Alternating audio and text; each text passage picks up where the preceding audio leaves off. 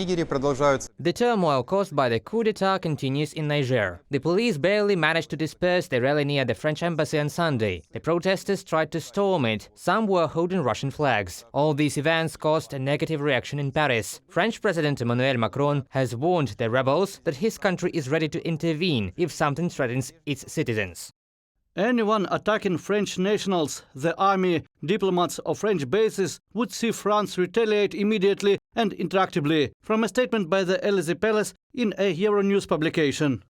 Events developed rapidly in the West African country. On July 26, literally one day before the start of the Russia-Africa summit in St. Petersburg, soldiers of the Presidential Guard blocked the residence of Niger President Mohamed Bazoum. And a few days later, the head of the Presidential Guard, Abdourahmane Tiani, declared himself the new leader of Niger, once a colony of France. In assessing these events, Europe, the United States and the African Union showed unity. They do not recognize the rebels and call for the release of the incumbent president. We are united in condemning the actions that have taken place in Niger, calling for the immediate release of President Bazoum, calling for the immediate restoration of the democratic order in Niger.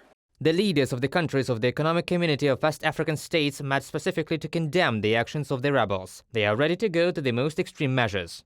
In the event the authorities' demands are not met within 1 week, take all measures necessary to restore constitutional order in the Republic of Niger. Such measures may include the use of force.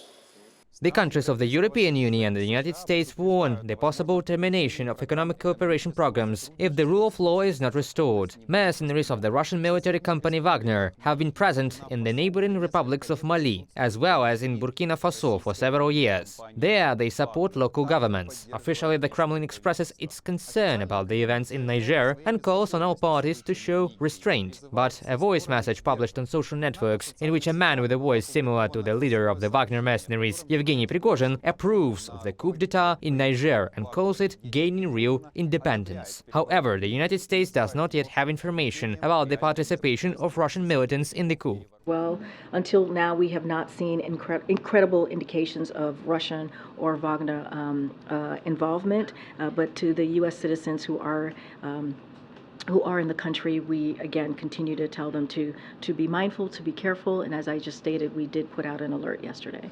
Niger covers 15% of France's uranium needs. If the conflict deepens, its further supplies may be in jeopardy, which is not a critical problem, but in the future it may cause difficulties for France. So far, conflicting reports are appearing in the media about the arrest of Niger government ministers and possible threats from the rebels to stop uranium exports. What is happening in Niger is quite consistent with Russia's traditional policy in Africa. In other words, Moscow comes out with anti-colonial rhetoric, accusing Europe and the United States of neo-imperialism, but while Brussels, Washington and even Beijing prefer to work in the region through economic programs and investments, Russia is acting in the spirit of 19th century colonizers. Nobody is interested in having more Russia in Africa.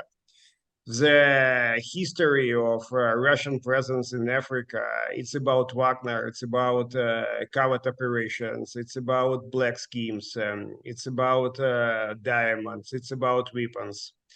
It's about business supported by Russian special services. It's not exactly a kind of good story. And these are the opinions of not only Ukrainian experts. Not so long ago in January, UN experts called for an independent investigation into possible international crimes committed by government forces and the Wagner Group in Mali. We are talking about the executions of several hundred people. Reported by Vitaly Sizov, Ruslan Kuzhov from Brussels for UATV News.